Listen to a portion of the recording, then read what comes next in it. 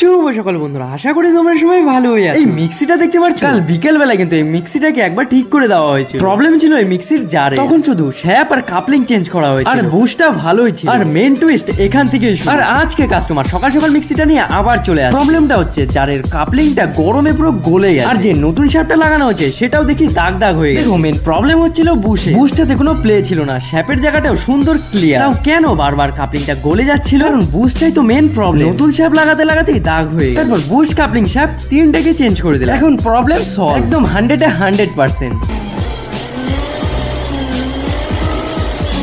যে 7 inch angle grinder গুলো ঠিক করা হয়েছিল, তো সেগুলোই আজকে নিতে আসে। তো সেই গ্রাইন্ডার গুলো টেস্টিং করে কাস্টমারকে দিয়ে দিলাম। কিছুক্ষণ পর চলে আসলো লুবি কোম্পানির একটা গ্রাইন্ডার পাম্প। এটা মেগার দিয়ে টেস্টিং করার পর দেখা গেল কয়েল পাম্পটা ডিসমেন্টেল করার পর দেখা গেল কয়েলের এই অবস্থায়। আর কোনো কিছু না ভেবে কয়েলটাকে কাটিং করে দিলাম। তো চলো বন্ধুরা, তাহলে নেক্সট ভিডিওতে দেখা হচ্ছে, বাই।